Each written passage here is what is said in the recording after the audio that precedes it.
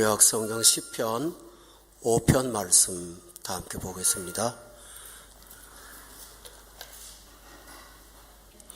오늘 본문 말씀은 시편 1편과 깊은 연관이 있습니다. 그래서 1편으로 돌아가서 1편을 조금 참고하고 본문으로 들어가도록 하겠습니다. 1편에 보면 1절에 복 있는 사람이 등장합니다. 그리고 2절에 보면 그 복 있는 사람은 여호와의 율법을 즐거워하는 사람이고 그 율법을 주야로 묵상하는 사람입니다. 3절에 보면 복 있는 사람에게 주어지는 열매가 기록되어 있습니다. 그는 시냇가에 심은 나무가 철을 따라 열매를 맺으며 그 잎사귀가 마르지 아니함 같으니 그가 하는 일이 모든 일이 다 형통하리로다.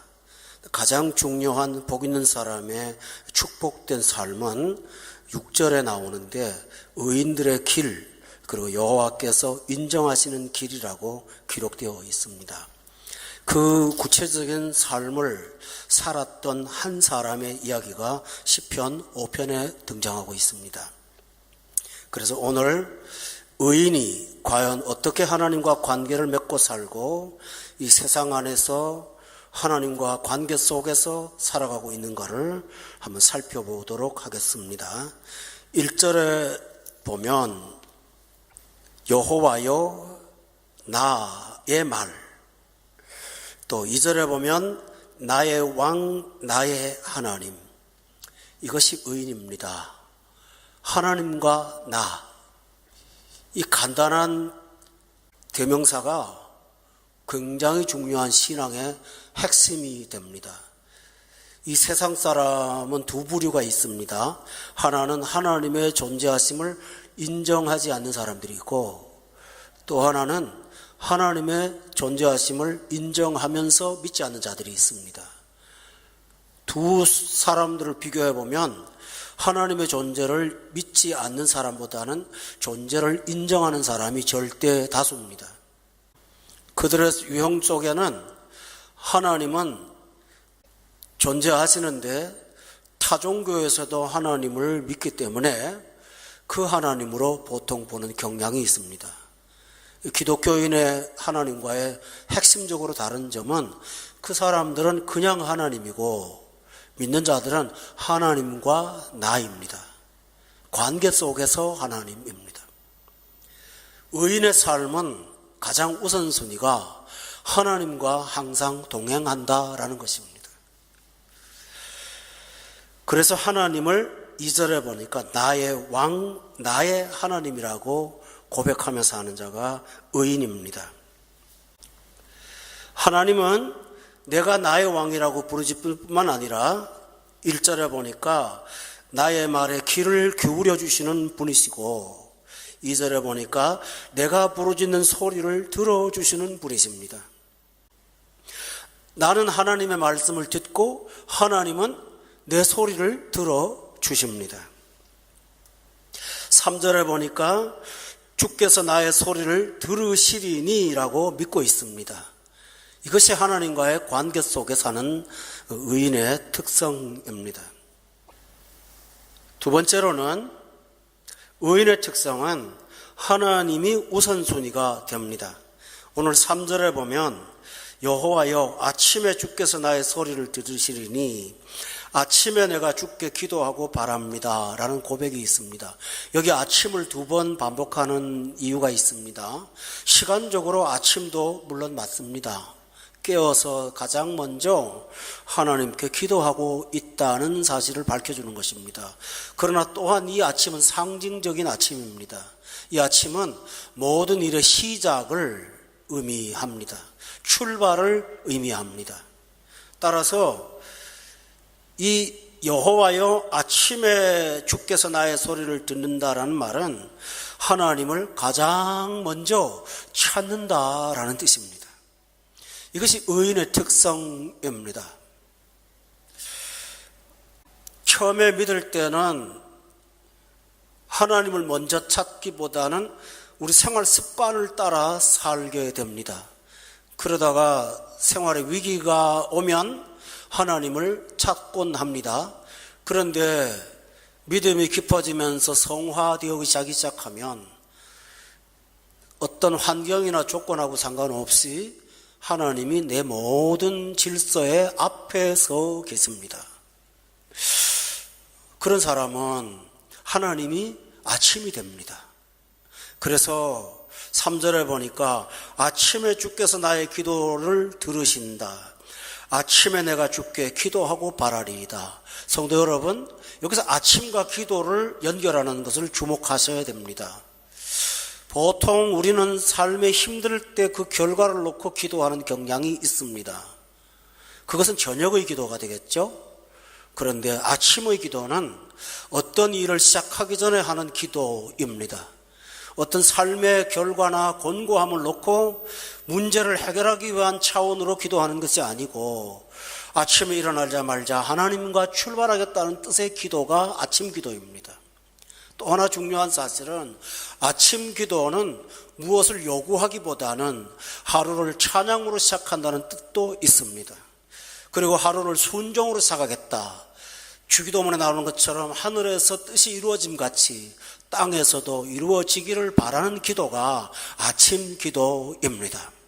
우리가 어떤 중요한 일을 결정할 때 먼저 이 일이 하나님께 영광되기를 목적으로 삼는다면 이것이 바로 아침 기도가 됩니다. 그러므로 성도 여러분, 신자는 하나님과 개인적인 관계 속에 사는 사람입니다. 또 하나 예수 믿는 의인은 하나님이 삶의 모든 것의 우선순위가 됩니다. 이것이 바로 주야로 묵상하는 의인의 특징입니다. 세 번째로 의인은 하나님 앞에 자기 심정을 토하는 자입니다. 1절에 보면 나의 심정을 헤아려 주소서라고 기도합니다. 이 말은 대단히 중요한 의미를 갖고 있습니다. 따라서 여러분이 하루의 삶을 건강하게 지키기 위해서는 여러분에게 모여있는 정서의 이 아픔들을 하나님 앞에 토해 놓으시기를 바랍니다. 그래서 다윗은 나의 심정을 헤아려 달라고 하나님께 말하면서 자기 속에 있는 아픔, 분노, 괴로움 이 모든 것들을 하나님 앞에 다 토해 놓았습니다. 이것이 바로 시편의 특성입니다. 여러분이 시편을 보면 참 이해 안 되는 말이 있죠. 10절에 보세요. 하나님이여 그들을 정죄하사 자기 꾀에 빠지게 하시고 그 많은 허물로 말미암아 그들을 쫓아내소서. 그들이 주를 배역함이니이다. 여러분 이 구절을 읽으면 어떻게 의인이 다른 사람이 망하기를 하나님께 기도할까라는 의문이 들어옵니다. 그런데 이것이 시편의 특성입니다. 시인은 하나님 앞에 할 수 없는 말은 안 하고 좋은 말만 골라서 하는 것이 아니라 자기 심정을 있는 그대로 토해 놓았습니다. 이것이 시편의 특성입니다.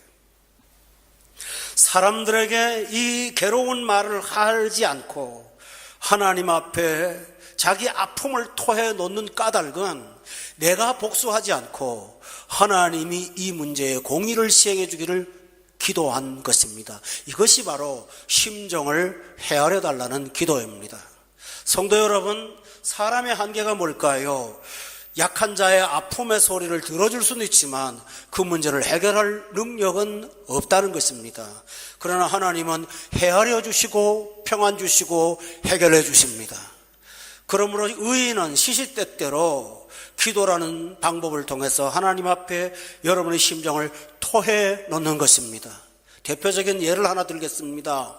사무엘의 어머니 한나가 성전에 올라가서 자기 심정을 토해 놓았습니다. 그때 모습이 술 취한 여자가 제정신이 아닌 것처럼 보였던 것 같습니다. 엘리가 술 취한 것을 끊으라고까지 말할 정도로 오해를 받을 만큼 그녀는 성전 올라가서 기도했습니다. 그때 엘리에게 한나가 이렇게 말합니다. 주여, 내가 술 취한 것이 아니라 나의 심정을 토해놓은 것뿐이라고 그렇게 말합니다. 이것이 진정한 기도입니다. 여러분, 우리가 기도할 때 하나님 앞에 체면 따지고 예의 따지고 계산 따집니까? 좋습니다. 좋은 기도인 건 사실입니다.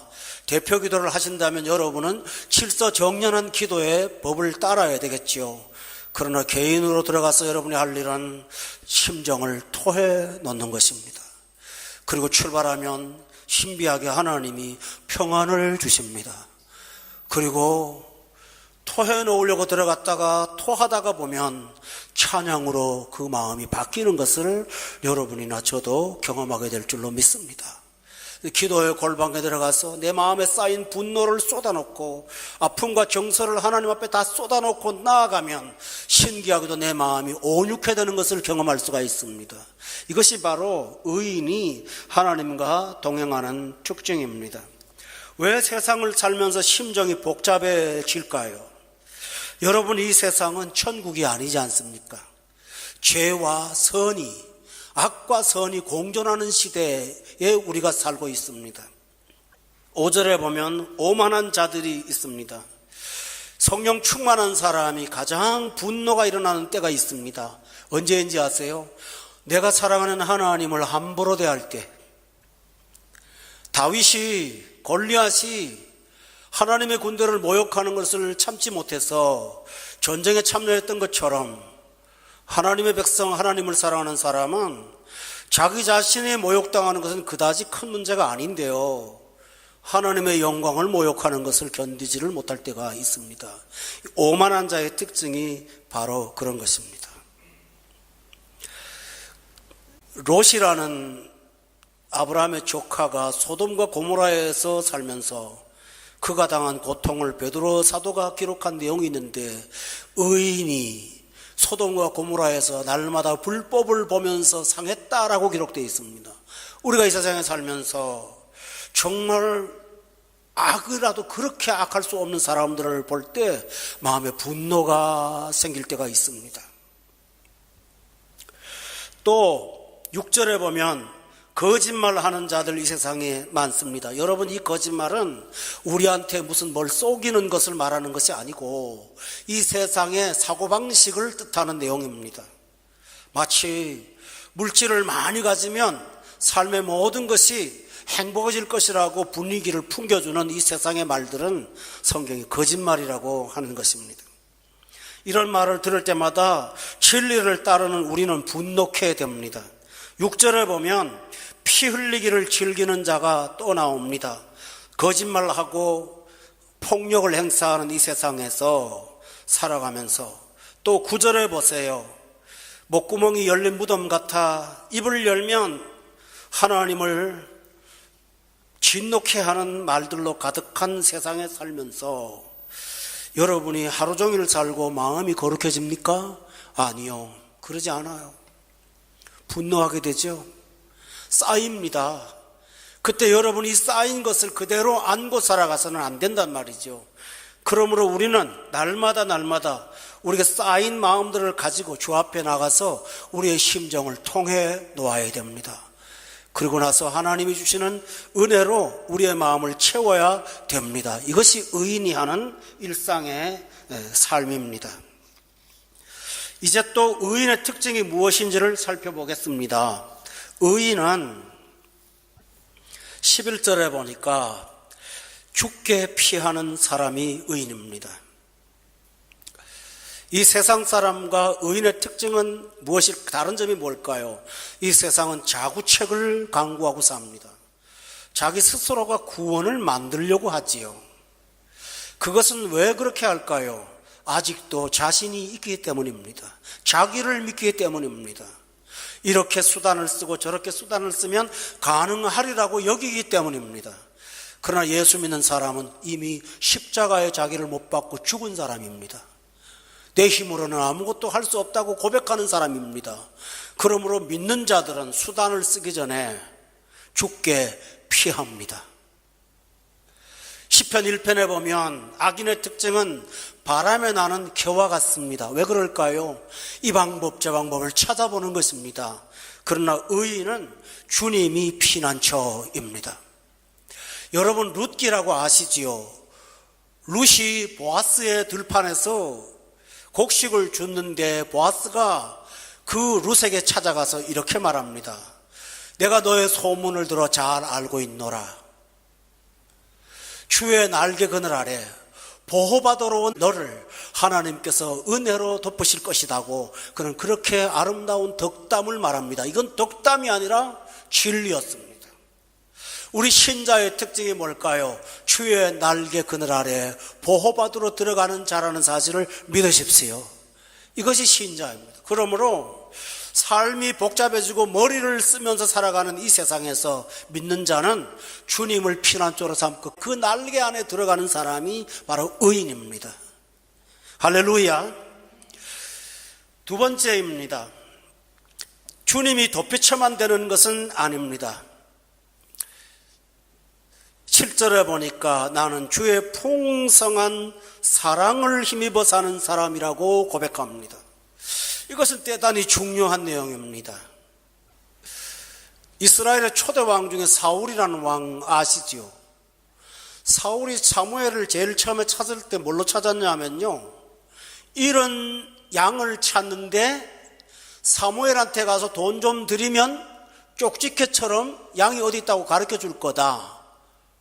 그는 사무엘을 추술사 정도로 여겼습니다. 그리고 죽음 직전에 사무엘이 죽었는데 무당한테 찾아가서 앞으로 내가 어떻게 해야 구원받을지를 알려달라고 하면서 사무엘을 불러달라고 합니다.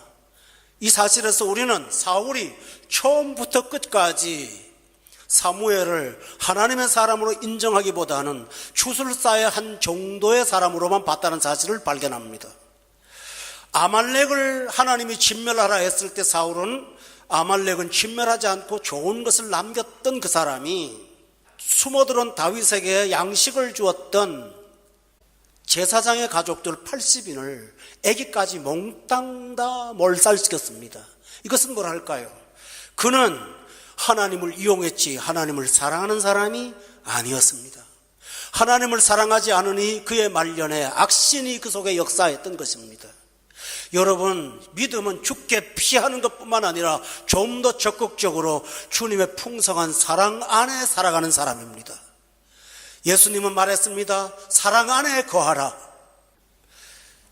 많은 신자들이 죽게 피하는 정도의 믿음을 좋은 믿음으로 착각하고 있습니다마는 여러분, 피하는 삶이 필요하지 않더라도 풍성한 사랑을 힘입어 주의 날개에 들어가는 것이 아니라 하나님을 경외하는 주의 면전 앞에 나가기를 좋아하는 사람, 주의 성전에 가서 예배하기를 기뻐하는 사람, 이런 사람이야말로 진정한 의인입니다. 사울과 다윗의 차이점이 뭘까요? 어떤 면에서는 다윗이 사울보다 더 흉악한 죄를 지은 사람입니다. 그런데 다윗과 사울의 결정적인 차이가 있다면 다윗은 하나님을 사랑했습니다. 나의 힘이 되신 여호와여, 내가 주를 사랑하나이다. 그러나 사울은 죽을 때까지 하나님에 대한 사랑에 대한 고백을 한 번도 한 적이 없습니다. 필요하다면 자기가 번제를 드리기도 하고 필요하다면 법궤도 사용했던 그는 종교가 이용물이었을 뿐이지 하나님은 사랑의 대상이 아니었습니다. 교우 여러분, 우리가 믿음이 깊어지면 무엇을 요구하기보다는 하나님을 사랑하고 그 사랑 안에서 교제하는 것을 가장 기뻐하게 됩니다. 여러분이 그 사랑으로 풍성하시기를 주의 이름으로 축원합니다. 그래서 7절에 보니까 오직 나는 주의 풍성한 사랑을 힘입어 주의 집에 들어가 주를 경외함으로 성전을 향하여 예배하리이다. 여러분, 의인은 주님이 피난처일 뿐만 아니라 하나님이 나의 예배의 대상이사라는 사실을 고백하며 사는 것입니다. 신기한 것은 우리가 경험하는 것이 있어요. 피난처 되신 주님을 찾기보다는 예배를 통해서 받는 은혜가 얼마나 큽니까? 문제를 끌어안고 주의 전에 왔다가 예배드리고 마칠 때는 문제가 싹 날아가고 새로운 기쁨으로 독수리같이 악망하게 되는 것을 경험하지 않습니까? 예배의 힘이 아닙니까? 그렇잖아요. 예배드리고 나면 모든 게 다 사라지는 능력이 나타나지 않습니까? 이 신비가 바로 우리 안에 작용하고 있습니다. 이런 사람을 시편 1편은 시냇가에 심은 나무라고 고백한 것입니다. 여러분도 날마다 주님 사랑하는 마음으로 그렇게 살아가시기를 예수 이름으로 축원합니다. 또 하나 의인의 특징은 자기 스스로 길을 걷지 않고 주님의 인도하심을 따라 살기를 원합니다. 8절에 보면 여호와여 나의 원수들로 말미암아, 이 말이 뭘까요? 내 삶을 혼란스럽게 하는 사람들 주변에서 나는 주의 의로 나를 인도하셔서 내 길을 걷는 것이 아니라 주의 길을 걷도록 이끌어 달라고 고백했습니다. 이것이 얼마나 귀한지 모릅니다. 이사야 53장 6절에 보면 우리는 양 같아서 그릇 행하여 각기 제 길로 갔던 자라고 기록되어 있지 않습니까? 그러던 우리를 내가 곧 길이오라는 주님을 믿고 나를 따르라고 하신 주님을 따르는 자가 되었습니다. 따라서 우리는 우리 길을 걷는 것이 아니라 주의 길을 걷습니다. 욥이 이런 말했죠. 내가 가는 길을 오직 그가 아시나니 그가 나를 연단하신 후에 내가 정금같이 나오리라. 나의 가는 길을 그가 정했다고 말씀하셨습니다. 이것이 주의 길입니다. 그러므로 신자들은, 의인은 하나님을 예배하는 것뿐만이 아니라 일상의 삶에서 내 길이 아닌 주의 길을 걷기를 기뻐하며, 주의 길은 내가 스스로 판단하지 못하니 하나님의 인도하심을 따르기를 원합니다. 이것이 믿는 자예요. 그래서 의인은 환경에도 민감하고 말씀에도 민감하고 기도에도 민감합니다. 환경 속에서 하나님이 어떻게 하시는가를 자꾸 보면서 하나님의 신호등을 쳐다보고 있습니다. 이것이 신자예요. 성경을 통해서 읽으면서 내게 와닿는 이 구절이 오늘 내게 어떻게 이끌어 가시는가를 보는 것이 우리가 아닙니까? 아브라함의 종이 며느리를 얻는 대사를 위임받고 떠났습니다. 그리고 라반의 집에서 그 처녀를 발견했죠. 리브가요. 자기가 오게 된 과정을 다 그분들한테 설명을 하고, 그러기 전에 저 처녀가 상당히 마음에 들었습니다. 경건한 처녀라서. 그렇지만 그는 성경에 보니까 이 일이 하나님의 일인지를 묵묵히 주목하며 관찰했다고 했습니다. 함부로 하지 않고. 그리고 그 집에 가서 그 과정에서 되어지는 일이 하나님께서 하신 일이라는 사실을 간증하고 금은 폐물을 내놓고 며느리로 모시고 가겠다고 말합니다. 그때 리브가가 옆에서 가만히 듣더니 이것이 하나님이 하신 일임을 알고 순종하겠다고 따랐습니다. 이것이 바로 하나님의 백성의 일이죠. 할렐루야. 바로 예수 믿는 사람은 이렇게 하루하루를 신앙으로 충만히 채워서 살아갑니다. 로마서 8장에 보면 성령의 인도하심을 따르는 자가 하나님의 아들이라고 기록되어 있지 않습니까? 그러므로 성도 여러분, 늘 여러분은 하나님을 기쁘시게 해드리고 하나님의 인도하심을 분별하며 살아가시기를 바랍니다. 무엇보다도 인도하심보다 더 중요한 것은 하나님의 동행하심을 바라보며 살아가기를 바랍니다. 이것이 신자예요. 이런 자에게는 신비한 일이 있습니다. 11절에 보세요. 주의 보호로 말미암아, 그 앞에 기뻐하며 주의 보호로 말미암아. 시냇가에 심은 나무는 시절을 쫓아 과실을 맺는다고 했죠. 그 잎사귀가 마르지 않는다라고 기록되어 있잖아요. 참 신자의 결론, 외적인 표현은 언제나 기쁨이에요. 기뻐하며 주의 보호로 말미암아. 여기서 기쁨이 먼저 나오고 보호가 다음에 기록되어 있어요. 보호로 인하여 기뻐하는 것이 아니라 기뻐하며 보호받는 삶. 우리 자녀들이 어릴 때 놀이터에서 놀잖아요. 엄마나 아빠가 옆에서 있죠.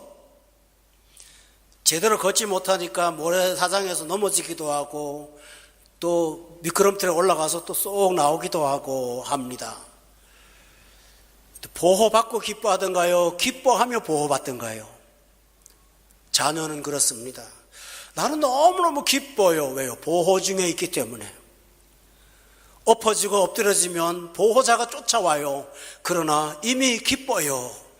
예수 믿는 사람은 주의 인도하심을 따라가면서 기뻐하며 보호 가운데 살게 된다고 말하고 있습니다. 여러분, 이 말을 다윗이 전쟁터에서 한 거예요. 편안한 날 한 게 아니에요. 그러니까 기뻐하는 중에 내가 하나님의 보호를 받고 있습니다 라고 고백한 것이에요. 그리고 11절에 보니까 다윗은 이 세상 사람이 결코 쓸 수 없는 시간적인 용어를 하나 씁니다. 무엇일까요? 영원히 기뻐한다. 이 세상 어떤 말도 이 말 못합니다. 어떻게 영원히 기뻐한다는 말을 할 수가 있을까요? 의인은 바로 이렇게 담대하게 영원한 기쁨을 확신할 수가 있는 것입니다. 어린 시절에 기뻐했다면 장년이라기도 노년이라기도 기뻐하는 것입니다.